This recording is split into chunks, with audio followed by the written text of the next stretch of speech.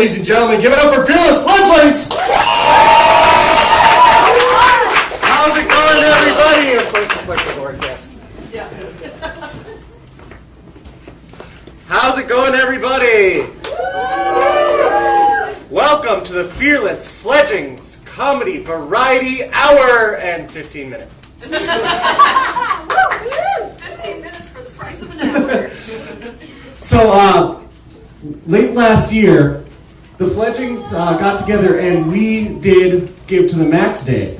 And one of the things that we were trying to do was raise money to get us up here on this stage. And we surpassed almost every goal that we set for ourselves. So a bunch of people in our group have to try new things today. And it is very scary, which is what Fearless is really all about. It's getting out there and doing something scary for laughs. So we are going to start out our comedy hour today with some stand-up. And I believe first up we have Tom S.T. coming out.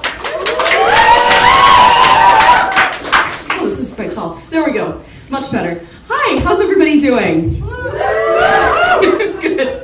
You know, so tomorrow is the Trans Day of Visibility, so I'm really surprised you can all see me. I don't know. I myself am doing great. I took one weed before the show, so I am feeling fantastic. No, I'm kidding. Do I really look like the sort of person who knows how to take weed? So, I did get to experiment with some. I don't smoke weed because, you know, an asthmatic stoner. That's a really bad idea. But I did get to experiment with edibles on a recent trip with my family to Colorado because, you know, the family that smokes together tokes together. I'll workshop that one.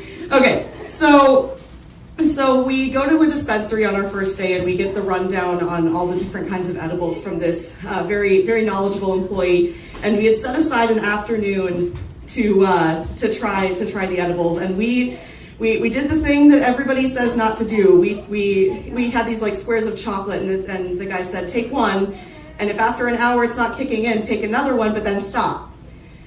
We waited 15 minutes, said, oh, this isn't working, and popped a second square. And yeah, I think some of you know where this is going. So I'm a writer. So I thought I was going to be creative. I had some projects I wanted to work on, and I wanted some stuff I wanted to get done. No, you know what I did? I laid on the couch, I played Candy Crush, and I drooled over all the food on diners, drive-ins, and dives, which is the worst show to watch while stoned, by the way. My dad kind of drifted in and out of states of sleepiness, all the while insisting he wasn't sleeping, despite the fact that his eyes were closed. So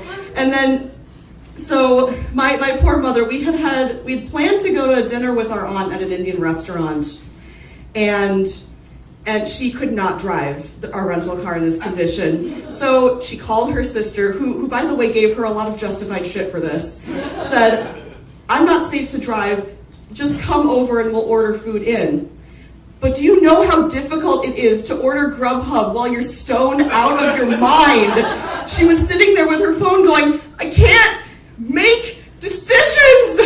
Which is apparently how stoners end up ordering everything on the takeout menu. But luckily cooler heads prevailed, so we were all good on that one. But yes, my aunt did give my mother a little bit of crap for that one, so she'll probably never live it down.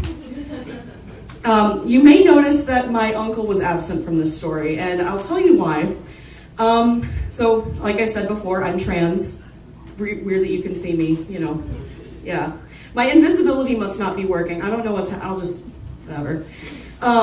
So, my uncle, I knew he was going to have a problem with me because in 2012, when the Colorado Girl Scouts said they would accept a transgender girl, that's a good thing, into their ranks, he forbade my cousin from working at Girl Scout camp that summer. Yeah. Oh yeah, please, all the booze. So I said to my mom, can you kind of brief him on this and kind of like, kind of prep him for this conversation? And so my mom called up my uncle and said, I have my daughter is trans. Their name is Tom. And he apparently started just off the bat, just ranting before my mother could even finish a sentence. And also, do you notice, so I have a transphobic, racist, misogynist uncle. What crap lottery did I win to get that? I don't know. But anyway, so he started ranting and just all the boring transphobic talking points. Mentally ill. There's something wrong with him. Blah blah blah. It's very transphobia is very boring. I won't spare you. I'll spare you the details. And my mom stops him and says, "No, can you sit in the same room with my daughter and be civil for a 2-hour dinner?" And he thought about it and said, "Nope, wouldn't be comfortable doing that." And my mom said, "Okay, you're not invited." Woo! Thank you. Good, yeah. Supportive mom standing up for you. I really appreciate that. So she told me this story, and the only thing I could think to say was, "Well, tell him when we're in town, because he'll go to Wyoming for the weekend, so he can avoid me." All right, that was my set. You've been a really great audience. Thank you so much. I hope you enjoy the rest of the show.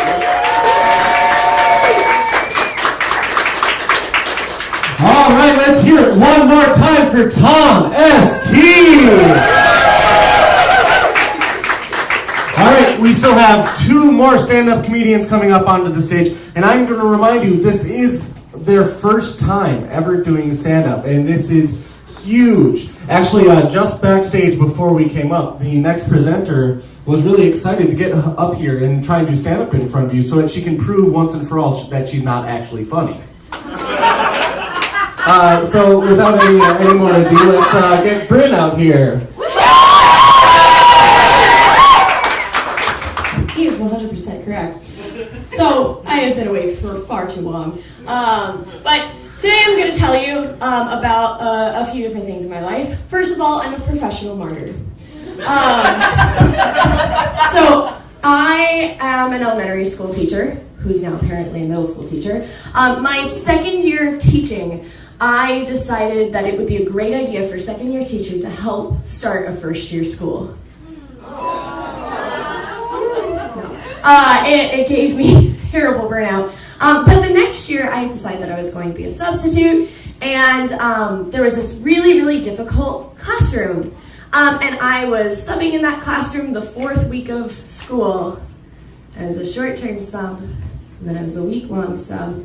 Then it turned out the teacher had a mental break because the kids didn't give her a honeymoon period. And so, of course, I'm like, well, I'll be their long-term sub until you find another teacher. Of course! Of course! And then it turned into, well, now they're my babies. So I had them the whole year. Got burned by that school, unfortunately, and then went on to be a substitute out of that school. And then every time I come upon this classroom of little monsters that ran their teacher out of their classroom, I'd be like, I'll take it until the next teacher gets there. And while I was at my subbing institute, I actually did that. I did manage that for a year and a half, continually martyring myself and being like, no, I've got this. It'll give you stress dreams and I'll be completely drained at the end of the day, but it's fine. Until I come to my current teaching position, which, again, I'm a K-6, kindergarten through 6th grade elementary education, so that's general education. I come upon this art room whose teacher, who had been there for 20 years, mysteriously retired in the middle of the day one day. She said, get a sub, I'm not coming back. In the middle of October, I come in January, so these kids have had complete anarchy and chaos since middle of October. I come in January, I'm like, I got this. That's my classroom, those are my babies now. So I consider myself a professional learner now. I've got this. This is old hat by this point. So when somebody had to drop for stand-up, I was like, no, I've got this. I was like, I'll just tell some stories. About 3 days ago, I realized what I had done. And I was like, oh no, this is great. You know what? I'll just use this as the definitive moment to prove Eric Thompson wrong. And now the rest of Fearless is getting behind it. They all think I'm funny. They all think I'm funny. So your job tonight is to help prove them wrong. You're not supposed to laugh tonight. You're doing it wrong. This is supposed to be my moment of you all are crickets and I get to go and rub it in Eric Thompson's face. Right here, Brent.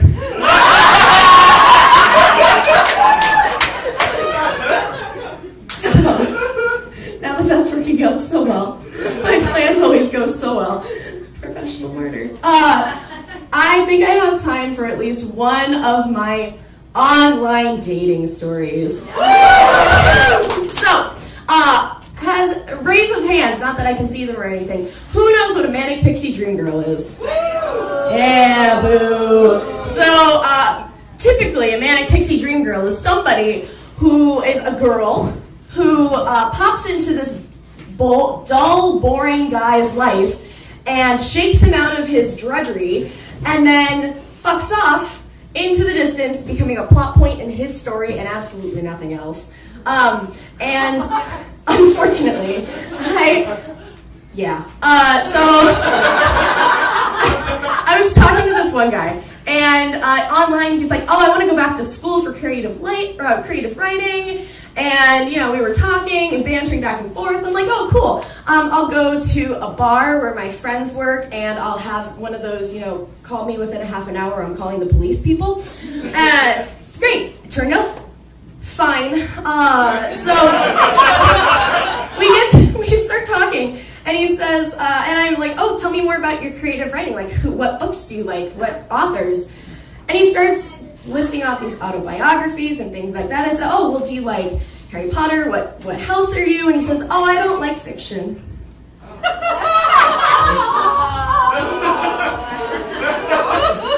One more time? No, I don't like fiction. I like nonfiction. Creative writing. Uh-huh. Okay, so what kind of topics are you going to want to do? Well, it turns out that he wants to rewrite other people's short essays and combine them into his own essays about nonfiction topics. And I was like, poetically? He's like, no. And so I'm like, okay, first impression, not, okay, I am not petty. So we move on to movies. I can connect on movies. Have you seen the latest superhero movies? Oh, I don't like superheroes. Not petty. Have you seen any of them though? Oh, I saw the one with the guy with the armor. Iron Man. Yeah, I liked his real side. He was more believable. So why don't you like superheroes? Oh, they're not realistic.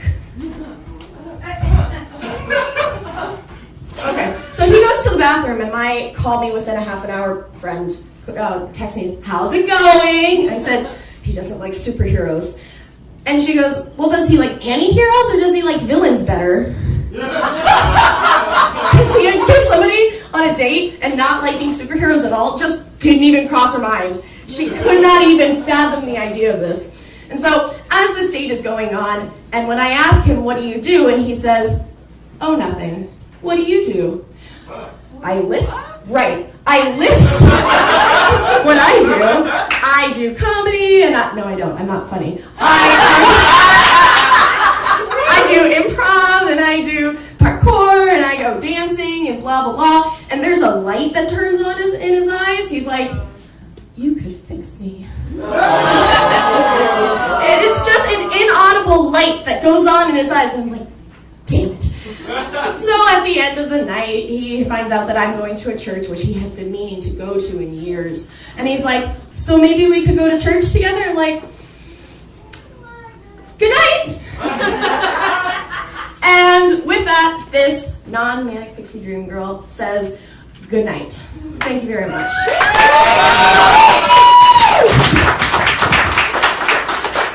very disappointed in all of you for that. Let's hear it one more time for Bryn! So Bryn, you weren't the only one disappointed there. Everyone backstage was also very disappointed. We were trying to keep this show PG-13, and she went and used our one F-bomb already. Yeah, you see, everybody's really upset. They wanted to drop that F-bomb. So the last stand-up performer we have tonight, I have known for a couple of years now. We've been on stage several times together. This person actually was the first person to ever boo me while I was doing stand-up.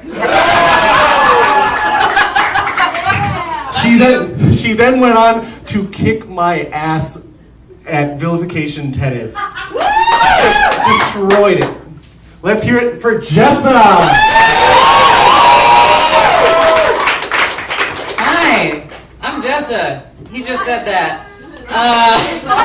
So I have notes here because I am not a professional. Like we said, we're doing this for the first time. So this is very exciting. So I always wondered because my mother has a habit of dating guys that do stand-up. And marrying them.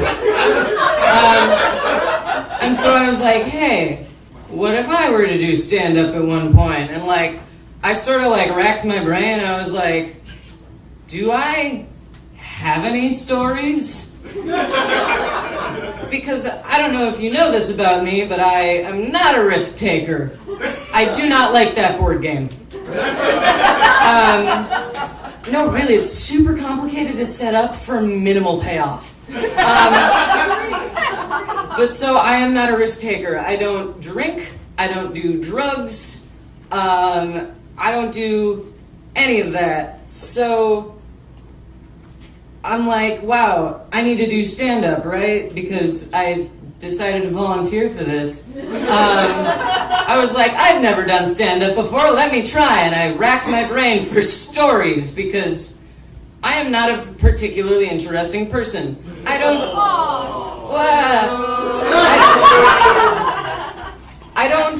do a lot of things that stand-ups are known for doing, which is crazy shit. But I do have a lot of gripes about dating. Because I am a lesbian, and let me tell you, we are so bad at this.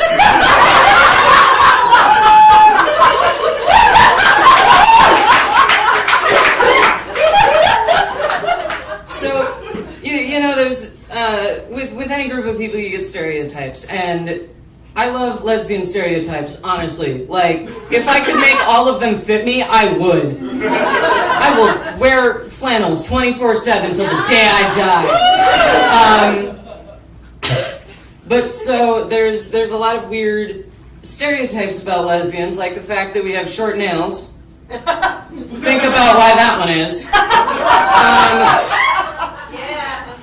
And that we constantly have trouble talking to women, which is really funny because that's it.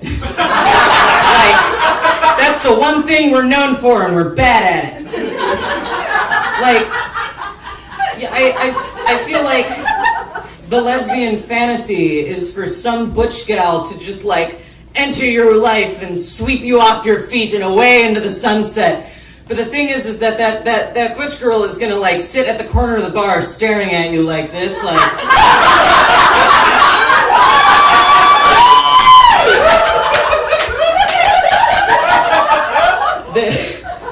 There's stereotypes about how we, well, mostly in the community, of how difficult it is to talk to women. I was talking to my mother, who's a bisexual woman, and she's like, yeah, that's really tough. But there's also this other stereotype about U-Haul lesbians, where we move in after the first day. That stand-up that's first step of being a lesbian, learn how to pack a U-Haul. But so, I feel like the reason for that, I've figured this out, is because it feels like it's been a lot longer because it takes you 1 year to ask them out and 1 date before you move in.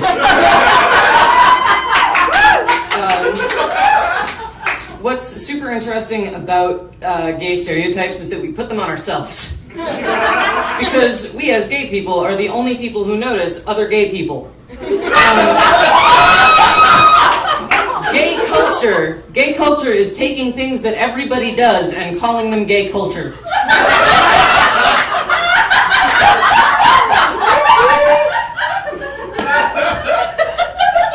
So, dating as lesbian is particularly fun because dating apps are a thing, right? There's this, like, new thing, technology, whatever. We can talk to people from miles away. It's fascinating. It also means we can send dick pics to each other when we are miles apart. But so, because I don't want dick pics, I'm like, I'm gonna go for specifically lesbian dating apps. And you would think that because we can't talk to each other that our dating apps would be great. They're not.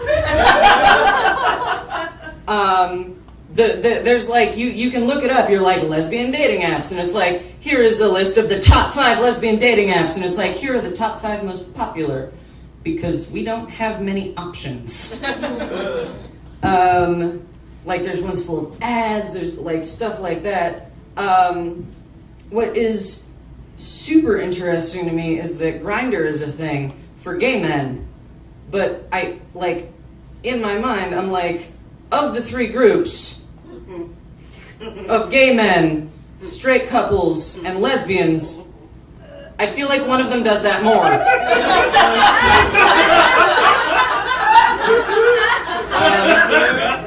Yeah, what's super interesting about dating apps is that now I can disappoint women at an even faster rate. No, seriously, it is incredible how fast people will just go, nope. I got messaged by a person on OkCupid, which is not a lesbian dating app, but it's pretty cool. I recommend it. It was, she sends me the first message, be like, do the swipey thing, I don't know. And she sends me a message and she goes, hey, flower emoji. And I go, hi, what's up?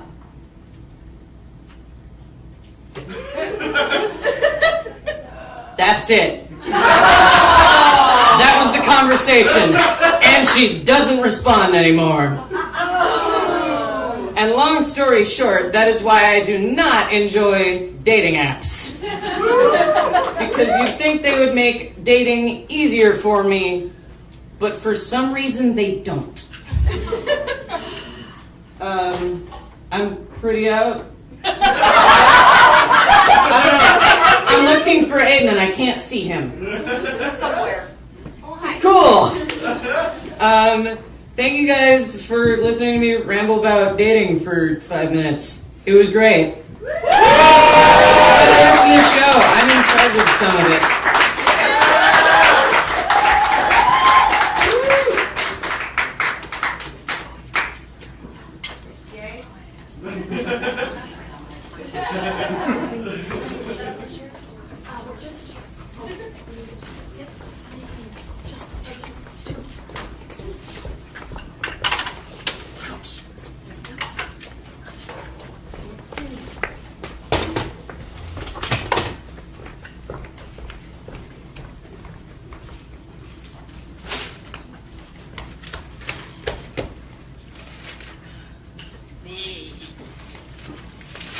Sherry, laughing at my jokes. There. Shit. Sherry did the news. Big old Cheeto.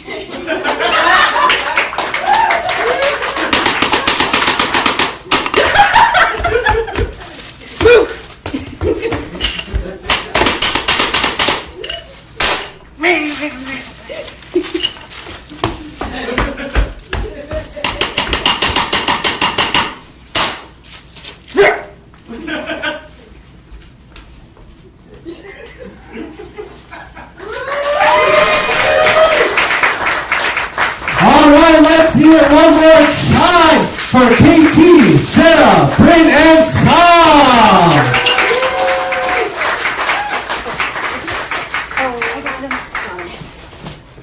So we've been having a lot of fun so far. Again, this started out last year with Gift to the Max Day, and it was all about us trying to raise money for Fearless. And it was all about trying something new. So we got a skit that we're about to do here, and it's a very special skit. We have we were actually able to get a special writer to come in and write the script for us today. So we're excited to show you guys. Are we ready? Yes, yes. I think we're good to go.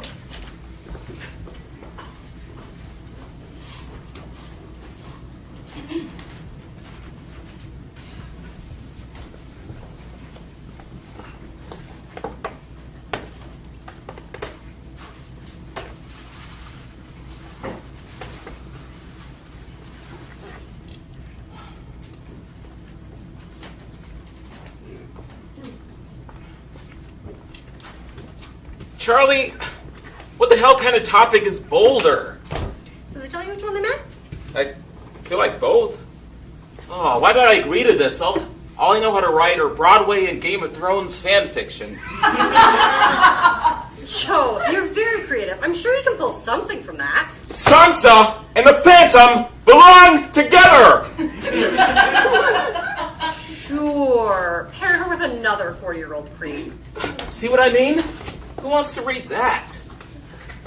You guys know your back door was unlocked? Dexter! Oh, hey Vic. I swear it wasn't me this time. It's okay, I got to surprise you. I brought donuts. Charlie, coffee glaze for you. And Joe, this strawberry glazed monstrosity is for you. Did you start your script yet? I don't know the right inspiration. I don't know what they mean, Boulder or Boulder. Isn't it obvious? Boulder. Charlie, dear beloved roommate of mine, I literally have no idea which one you're using. Come on! Boulder!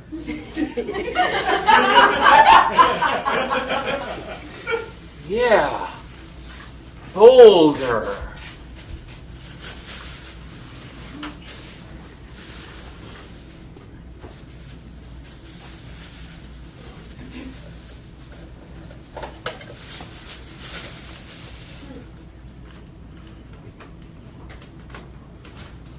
Sorry, guys. It seems we had a little mishap backstage. The writer that we were able to get in seems to have come down sick, so we had to replace them. So enjoy your new writer.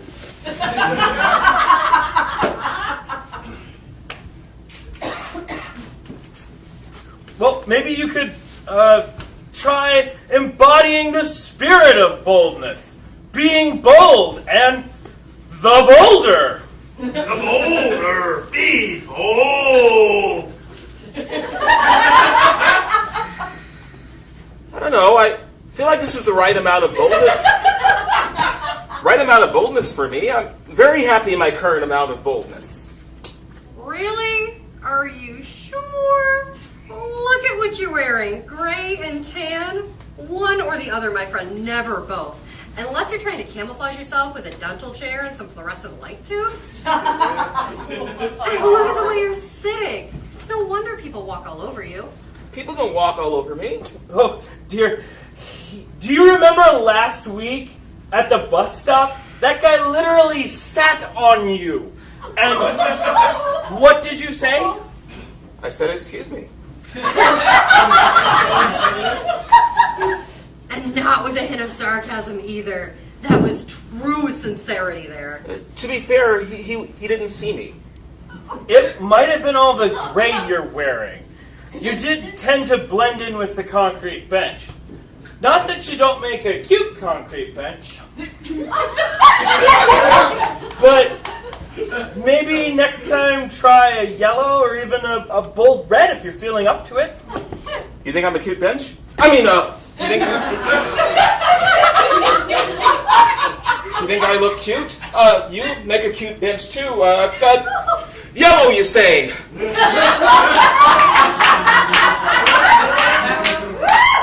Oh, Joe, you're always so funny.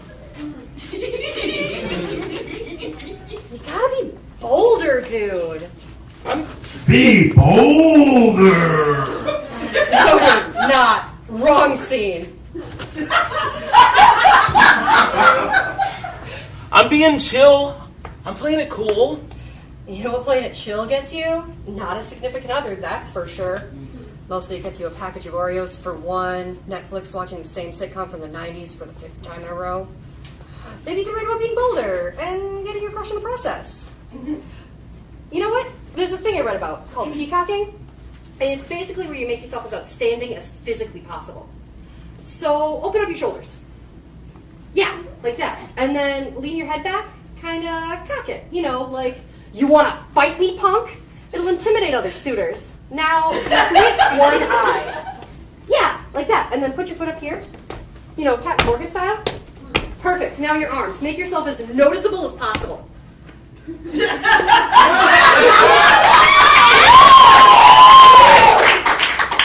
Like this? You're beautiful. Oh, wow. Look at that thing you're doing. Oh, nice! I think it's working. Roar or something. Roar! Take off! It's a choice, I guess. A damn bold choice.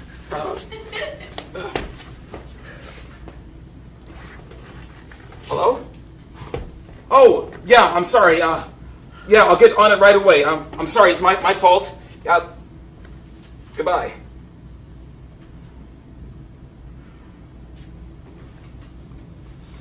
Hi, I'm sorry, guys. It seems that we've had another tragedy befall us. The second rider that we had to replace the first rider apparently had a giant rock fall on their hand and broke. So we got another one.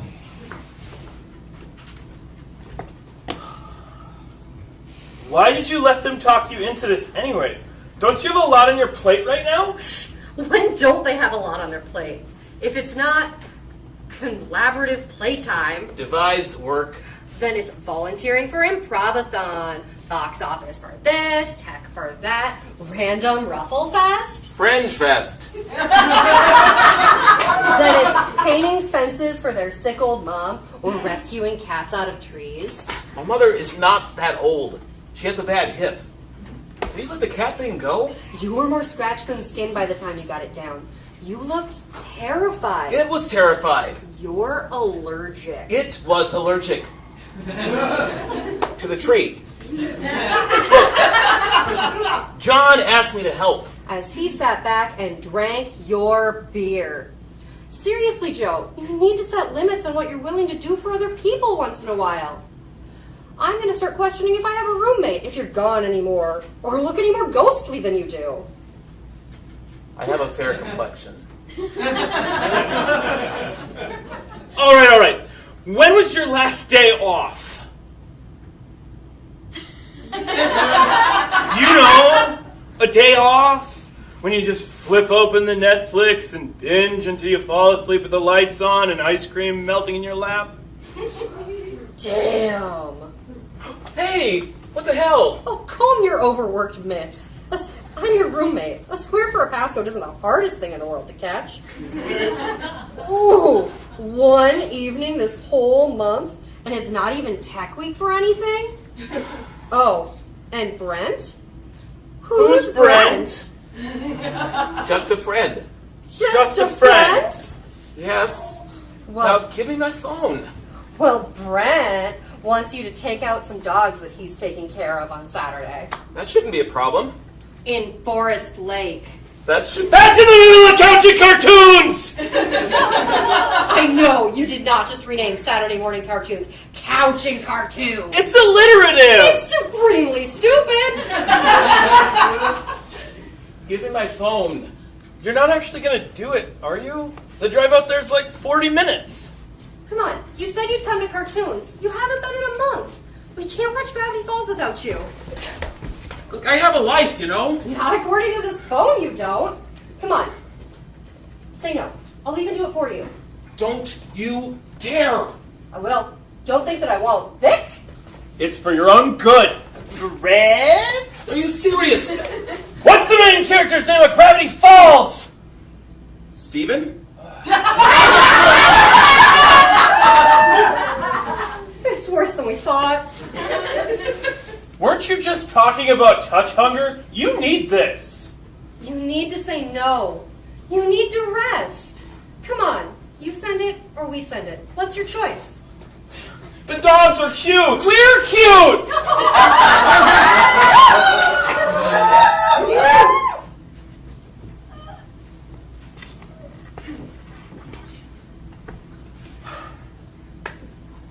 I'm tired. I'm tired, okay? Look, I don't want him to think I'm a big jerk, though. The only way he could think that is if he's a narrow-minded, self-absorbed asshole. This is his responsibility, not yours. You can do it. Oh no. You know. Don't you dare! Be bold! Oh!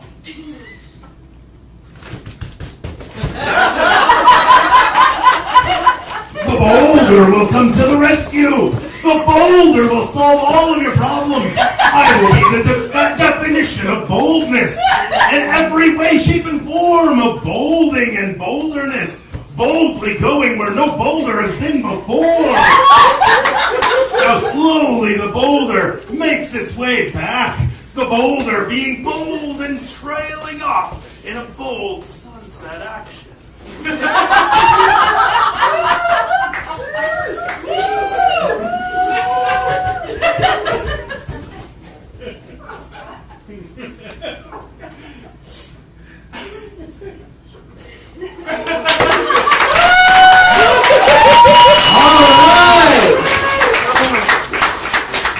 Let's hear it for Mahmoud, Mike, and on stage, Meredith. Let's hear it one more time for the boulder. So we're nearing the end of our hour and 15 minutes here, and we are going to be trying out something interesting here. We're going to be doing some improv. So let's go ahead and get our improv artists up on the stage. Welcome to the Fearless Fledglings Improv Troupe. We're professionals. I'm sorry. We are such professionals. I see. Yep, that's everybody. All right, so we're going to be doing some improv forms today. I will be asking for suggestions from the audience for some of these short form games. They might come in the form of weird questions because I am sick of people just asking for a word. That's boring. So, for example, I might ask, what is one food you would never want in your fridge? Peas. Peas? Yeah. That's fair. These are gross. I mean, yeah, that's totally fair. The old Heinz ketchup that was green. Ew! Purple one.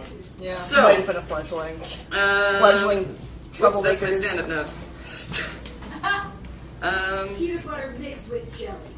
That's great. That's a you know, thing. That's goober. Yeah, goober. on its own, that's not good. With like some bread, you have a sandwich. Or crackers. Just think of it as a gluten-free sandwich. Hey. All right, We're like the kids at the back of the class. Well, Shut the hell up. so we have 7 improv forms. We have 7 improv forms today. We might not get through all of them. We might do all of them. Who knows? The first one I'm going to do involves 2 people, so I'm going to get Cass and Tom. Woo! Yeah. You 2 will be playing New Choice. The way this works is sometimes one of them will say a line and I will go, and when I clap, they have to change the last thing they said into something else. I also might change actions, so that might be interesting. Oh boy. I suggestion peas? Yeah, Oh, you were no, was that no, an example? that was I an see. example Oh, I suggestion. see. Okay. This one's for real. Oh boy. What is your favorite article of clothing? Kilt. Kilt. Kilt. Your suggestion is kilt. We are playing New Choice. Scene. Dang it, my kilt has so many holes in it. I cannot wear this to the Scottish Country Fair. I mean, I feel like the Scots won't care about the holes in their kilt. Are you kidding? Last week, I came in with my sporran all twisted up and everybody made fun of me. I'm sorry. I know you've already told me, but what is a sporran? It's that little fur pouch that goes on the front of a kilt. It's part of New Choice or New Choice. New Choice. It's a little fuzzy pet that you keep in your pocket. It's a little pocket pet. A pocket pet. A pocket pet that you keep in your pocket. I just have another quick question. Follow up. Of course. How does it breathe? It doesn't. It doesn't need to breathe at all. Oh, And yet it lives. that is a fantastic pet. Yeah, it's just that like he came in all scraggly, and then everybody like made fun of him and really hurt his feelings. So if I go to the fair with one more hole in my kilt, I'm afraid they're gonna throw me out of the pipe band. I see. Yeah. That is a sad day. It is. And I'm sorry for your pocket pet. Yeah, his name is Patches. He's very sad. Patches. New name. His name is Charlie. He's very sad. New name. His name is Grumpy. He bites. No, okay. Yeah, no, I figured I'll keep him over here. So, Right. yeah, I don't know what to do about the kilt problem. Well, there is always, sewing.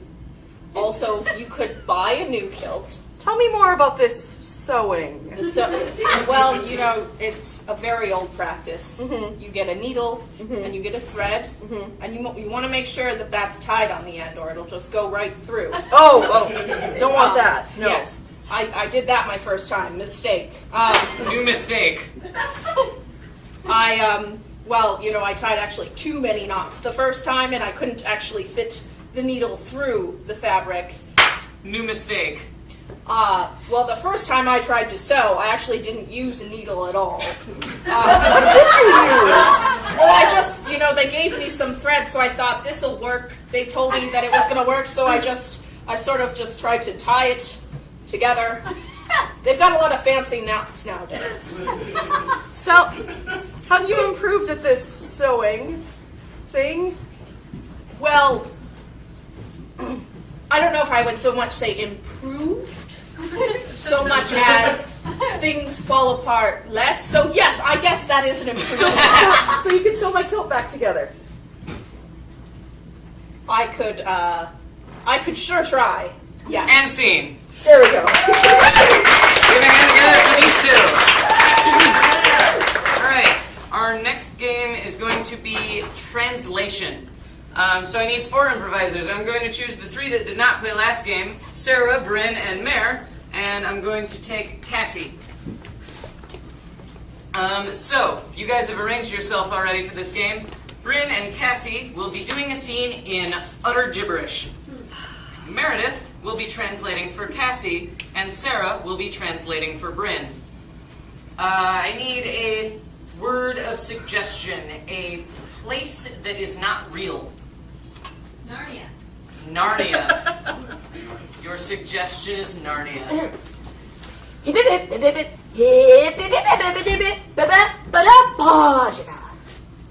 I promise, going through their wardrobe won't kill you.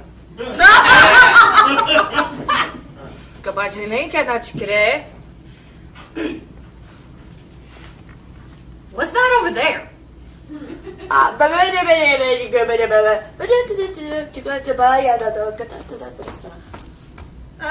That over there, that's the March Hare. He came from another world, but he lives here now.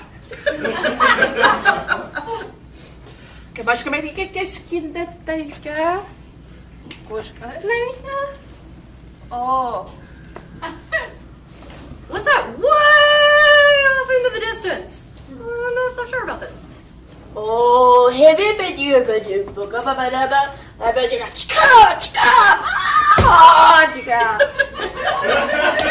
The tiniest samurai in the realm.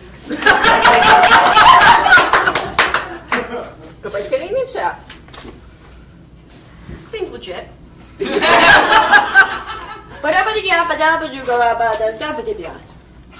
Oh, trust me, if you come along with me, you'll learn everything about this place. I know everything.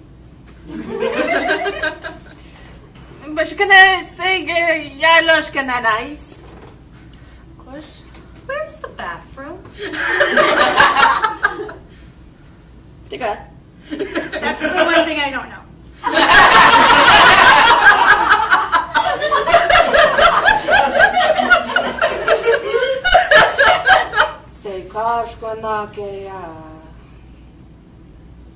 This is so typical of you.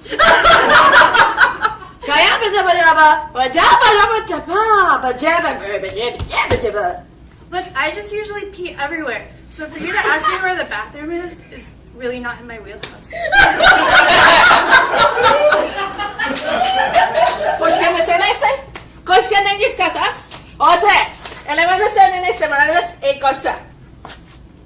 You take me to this place and you peed on everything?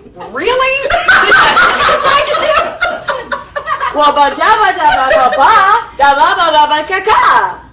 It states clearly in the rules that, yeah, I can. Gay, det känner jag. Gosh, can I go to I mean, it's not sanitary, but I'll give it a try.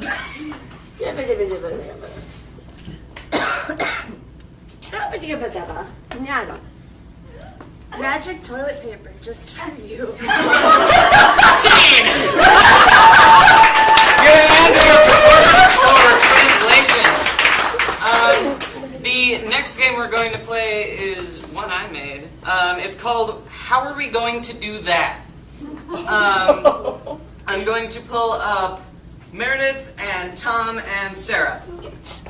The way this works is I will get a problem from you guys, and these three will try to solve it. But there's all these tiny little complications in their plan. I need an everyday annoyance, a small problem. Mosquito bites. Mosquito bites. Okay. I am covered in mosquito bites. Camp is awful.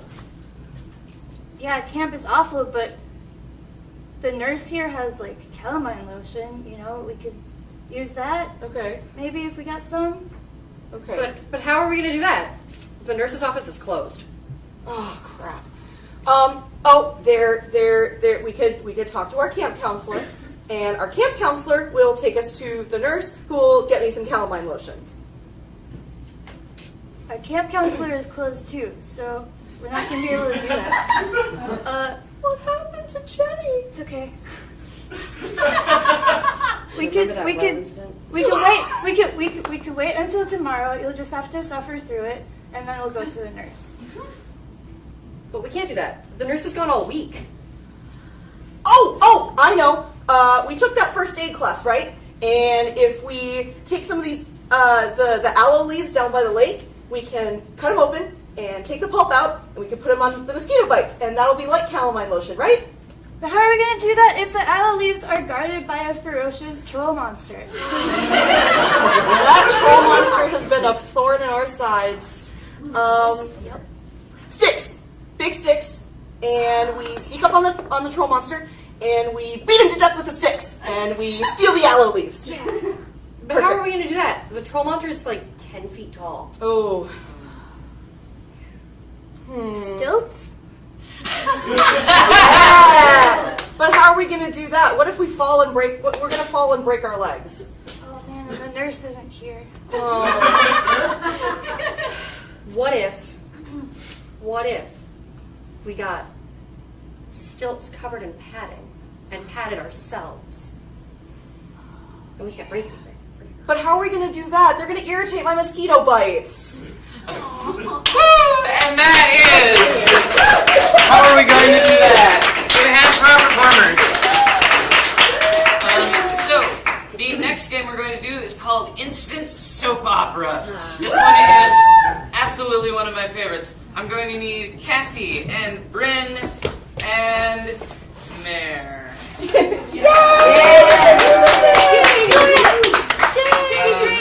They are going to act out a soap opera using 3 poses. One person will be staring off into the distance.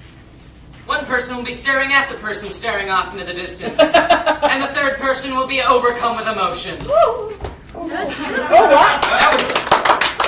That was impressive.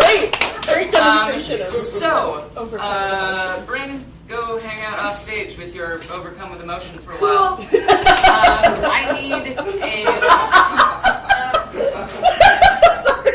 need a word of suggestion. What is something you wouldn't do in public?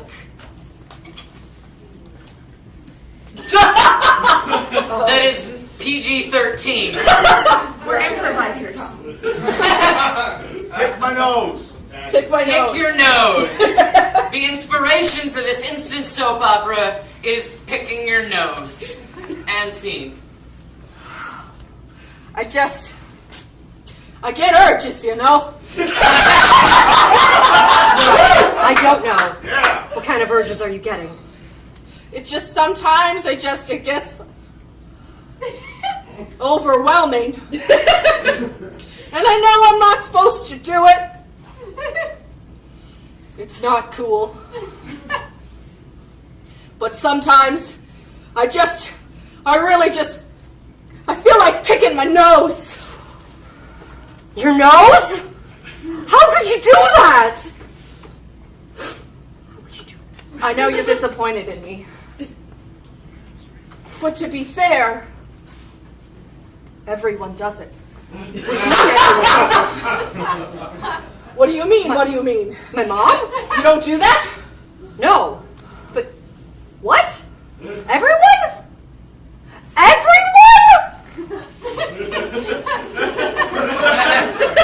Don't act so shocked. It's perfectly natural. Oh no, I've been found out! What? Natural? How could you out us all like this? Every single person in the world! You've outed us all! I didn't mean to. I thought everyone knew. This is a terrible day. And you say that you don't do it? How could you suppress your urge? What urges? I don't understand. The urge! And there's so much in there, especially when you have allergies. It's awful. You know what I'm talking about. Allergies? That's right. What's allergies? It's the time of year. It's so awful. Tell me about it. Allergies are the bane of everyone's existence. Everybody, unless they're absolutely awful, has an allergy to something. Their nose starts to fill with mucus, and then when it stops, they fall asleep, and it stops making mucus. It all dries up, and it makes boogers.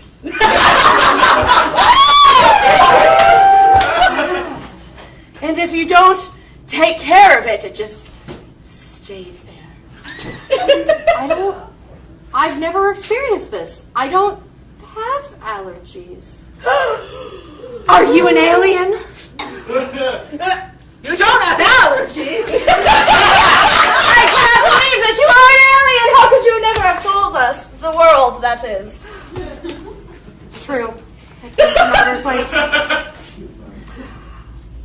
I can't believe you found me out like this. I can't believe this is the way.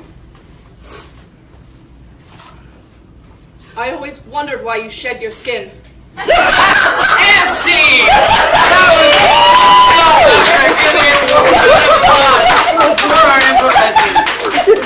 The next thing, I should have decided on this before I close the scene. I'm a professional. Next up, we are going to do one-word story. So I need all of our improvisers to stand in a line.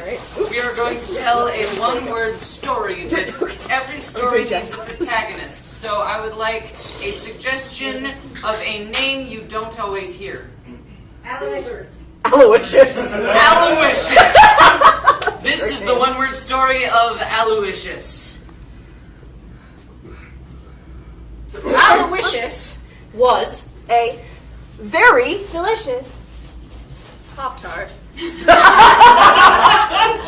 they were going to Be eaten and swallowed, which by definition feels painful. Aloysius always knew that they would be eaten.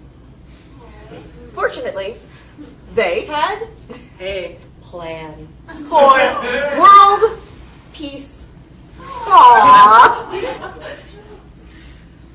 he Knew That the world would find Pop-Tarts everywhere if only they could find it delicious Aloysius made a promise To themselves that everyone would always. hate.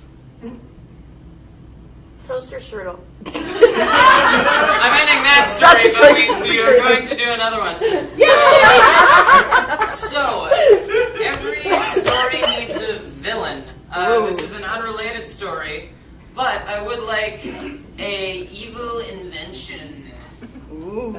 Doomatron 9000. Doomatron 9000. This is the story of the Doomatron 9000. Jeremy Higgins New one day. he would dominate. The Sphere. He built a Doomatron 9000. Just so he would Succeed. at. making the World his. Oh. wow. Jeremy Jeremy decided That He needed all Pop-Tarts. so he traveled far And wide. to find the greatest Most flakiest. Pop-Tart ever. However, He Found none because his Doomatron 9000. erupted into a mess Of toaster strudel.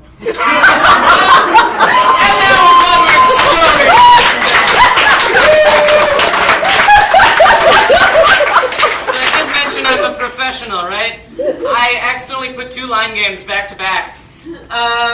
oops. So, okay. next Cool. up we're doing World's Worst. This is a form where our lovely improvisers will step forward and tell you, or will show you rather, what the world's worst of a thing could be. I need a suggestion of a profession that not everybody has. Firefighter. Firefighter. World's worst firefighter. Show us the world's worst firefighter. I got some gasoline to put out the fire. burn it all.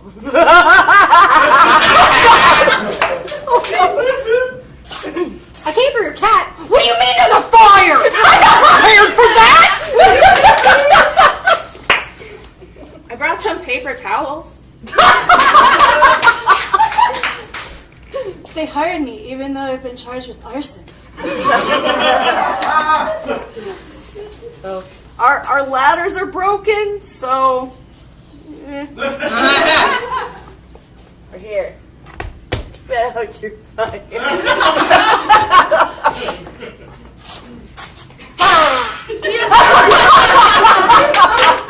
That's adorable. That's cute. Ooh, s'mores. Alright, I'm going to need another suggestion. I need a food that you put toppings on. Tacos! world's worst taco. Alright, improvisers, show me the world's worst tacos. Where's all the filling? Oh. It's made of glass and dirt. I like cabbage. Seems legit. Now this here is an artisanal taco with beluga caviar and gold foil cream cheese. You know it's out there. It is, yeah. Didn't make that one up. Spaghetti tacos, anyone?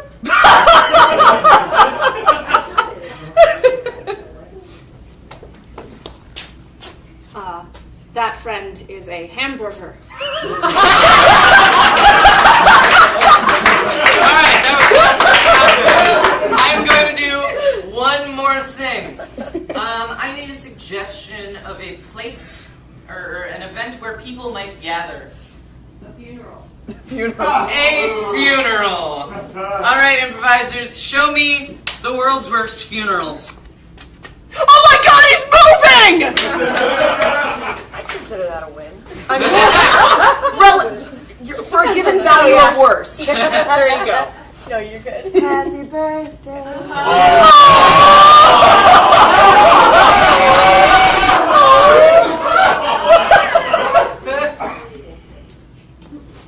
No, that's not him. Oh!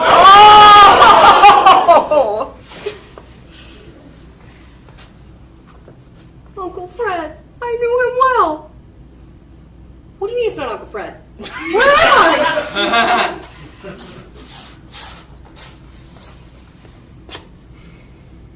They straightened him out.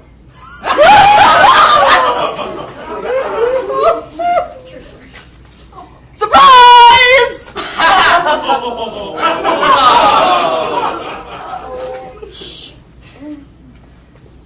Somebody ordered a clown?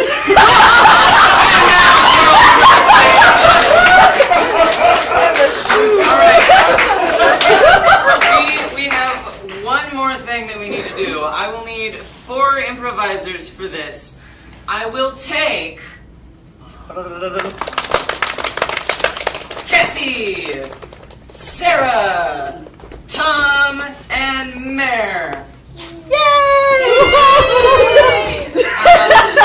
So, this is called local news. I totally stole this from Newsline. No, it's not called stealing in the improv community. It's called borrowing. So the way this works is we have our 2 lovely anchors in the middle. We have our traffic reporter, and we have our weather reporter. This is the one I'm going to get 1 suggestion, but the other 2 are going to be picked by me. Oh dear. So, oh no. Tom and Mare, our lovely anchors, are being attacked by bees and trying to still do their jobs. Cassie, I'm afraid of bees. It's like every day. Cassie, our traffic reporter, has massive stage fright. I felt like that got a little too real. And Sarah, our lovely weather reporter, is going to be picked by you guys. I need the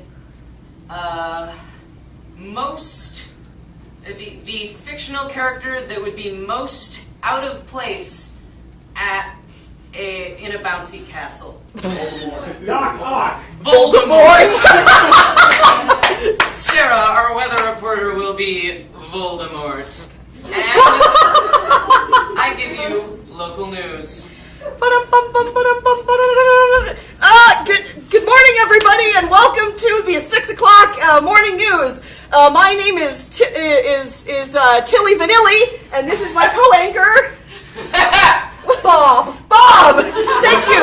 Our top story tonight: there was a bank robbery over at the main bank of uptown Minneapolis, but the suspects were caught after they were stung by a load of bees. Ouch!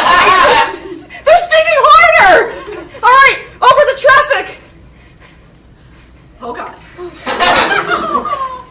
It's happening. It's the light, right? I talk when the light comes up. Okay.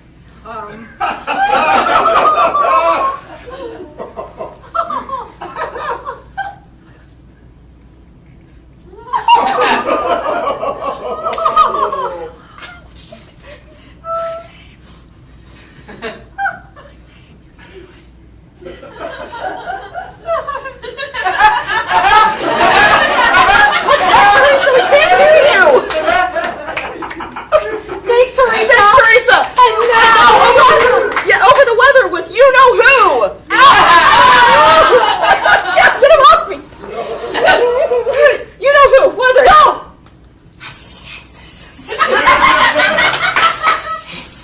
And if you didn't understand that, Avada Kedavra!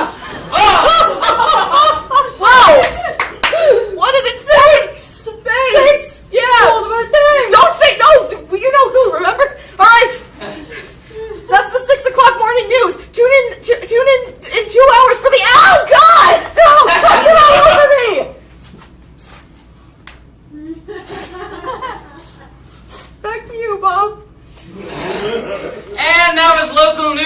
Flyers. That is all I brought for today. All of you stand up for a moment because I want to clap at you.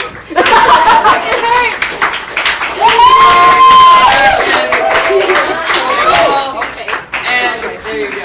All right. I think we have one more thing. All right, let's hear it one more time for Jessa and the improv group. So we're coming up on the close here, and we have one more thing we got to do for you. No variety show would really be complete without a musical number. You guys ready? Yeah. They said no, but we're doing it anyway. We're doing it anyway.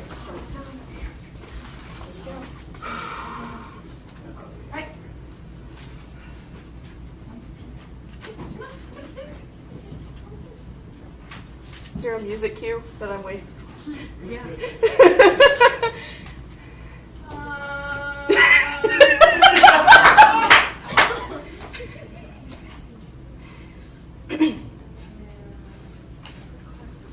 Whew. Hey Tom, how you doing? Good. How are you? I'm doing great. Excellent. Hey, how's your Die Laughing been? It's been real swell. I gotta tell you. So how'd you get involved with Die Laughing? So funnily enough, I got involved in Die Laughing after last year's Die Laughing when James Fairbairn asked me to help co-write a horror comedy show about a haunted PBS member drive. So right after that is when I joined Fearless Comedy. Nice. Since then, I've actually gotten to direct my first one-act play. I was a director of one of the Fearless 5 plays back in February, and it was I've always been on stage. I've always been an actor. I've always been like the performer type person. I've always wanted all the attention. And so it was a really different experience to be able to kind of step back and kind of direct other people to make a script come to life. And it was a really great experience, and that's it's one of the reasons I got involved in Fearless is to be able to try new things outside of acting. And so I'm really glad to be a part of this company. Nice. Anyone else? Anyone else want to give testimonials on how they joined Fearless Comedy? So, last year for Die Laughing, I was just a volunteer because a beloved friend, I'm not sure which one, there were so many, handed me a phone and said, do the thing. It happens a lot. And I did the thing, and last year, just volunteering for a few hours, I saw friends of mine, I made new friends, they were all doing something they cared about, working together, and I was like, that's something I really want to be a part of, and especially being back with the arts community here in Minneapolis. It's just wonderful being back. I had 2 auditions this year, and I haven't had auditions in over a decade. So that was huge for me. Yay. I did my first time writing for a script. Yeah, you did. I did not die, by the way. That was false. And it's just, I've had a lot of new experiences, and I'm hoping that it keeps building and building because I feel like this is something that I could really make part of my life. And I've had so much fun here, and everyone is just so wonderful, and I'm thankful, and I'm proud to be fearless. A lot of us are. Anybody else have a burning desire? To share their testimonials about why they joined Fearless Comedy. Yeah. Hi. I joined Fearless because enough people told me that I should. Pressure. It also happens a lot. Nope. Yeah. Okay. And I'm really glad I did because without joining Fearless, I wouldn't have put together Starving Bardist, which is putting on a performance later tonight at 1:30.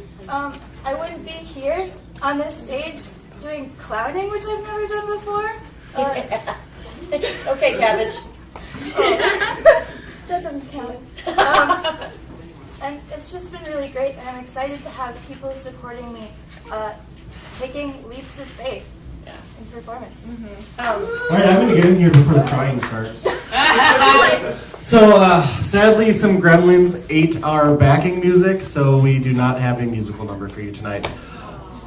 And with that, that is the end of our show. First, I'm going to invite everybody from the Fledglings onto the stage. Technically, we all sing There's like 15 more of them. Good, we all just sing a note. If we all sing a note, we can now. Technically, Just pick one on the count of 3. 1, 2, 3. Nice.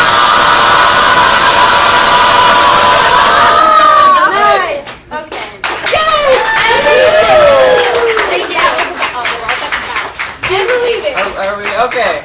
Bye. Thank you for having us. Have a good time laughing. Can we get a round of applause for the fearless fledglings?